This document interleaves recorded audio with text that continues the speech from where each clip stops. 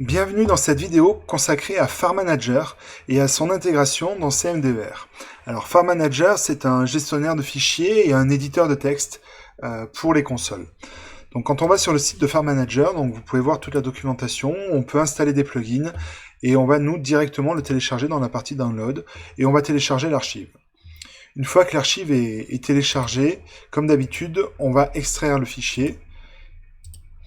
Et ça va nous donner un répertoire avec tous les fichiers relatifs à FileManager. Et ce répertoire, on va le copier dans le répertoire bin de CMDR. Donc dans votre répertoire CMDR, vous allez dans le répertoire bin et vous collez votre fichier FileManager, votre répertoire FileManager ici. Alors ce qu'on peut faire aussi directement, c'est copier le chemin jusqu'à FileManager, qui est ici, le far.exe, et aller directement le mettre dans les variables d'environnement, dans le path de Windows. Alors, comme j'ai mes alias qui ont été créés, moi je peux faire un w2.env comme environnement, et j'arrive directement à la fenêtre des propriétés système, je fais variable d'environnement, et je vais dans mon path. Et ici, je colle, donc je l'avais déjà fait, je colle le chemin vers le répertoire qui contient far.exe. Une fois que ceci est fait, on peut lancer FileManager de n'importe où. Donc si on fait phare par exemple ici, on va lancer le manager de fichiers, l'explorateur de fichiers. Et après ça réagit à la souris.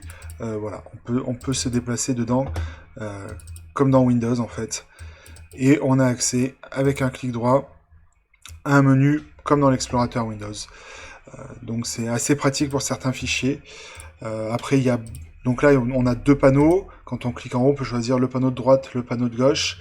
Il y a plein d'options que l'on peut choisir. Par exemple, si à droite je veux vraiment mettre l'affichage, vous voyez, il passe sur 3 colonnes quand on a vraiment beaucoup de fichiers.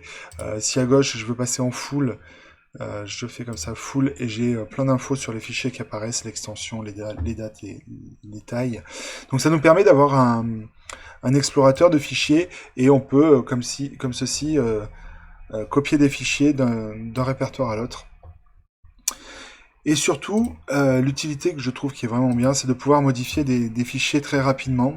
Donc pour ce faire, je vais aller dans mon répertoire, donc grâce à un petit raccourci Go, G comme Go et CMDR. Donc je vais dans mon répertoire CMDR. Vous voyez, ça me fait cette commande CD sur mon disque D, développement CMDR.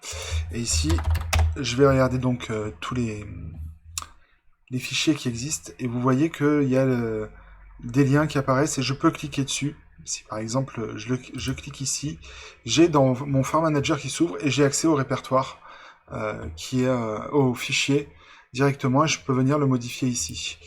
Je vais vous montrer sur un autre fichier. Si je vais dans le répertoire config de CMDR, vous voyez, j'ai tous ces fichiers là et je vais modifier, on va dire, celui-ci.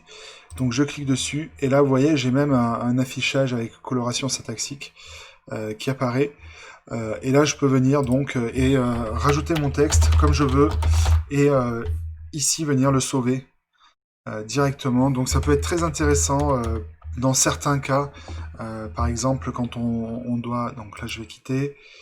Est-ce que je veux sauvegarder les changements? Bien sûr que non. Quand on doit modifier certaines choses très rapidement, ça peut être très pratique quand on est en ligne de commande et qu'on nous dit qu'il y a un souci sur un fichier ou quelque chose comme ça.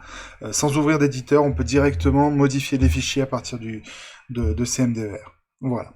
Ça en est tout pour aujourd'hui, c'est ce que je voulais vous présenter. Abonnez-vous à ma chaîne si ce n'est pas déjà fait. Mettez-moi des petits pouces et à bientôt.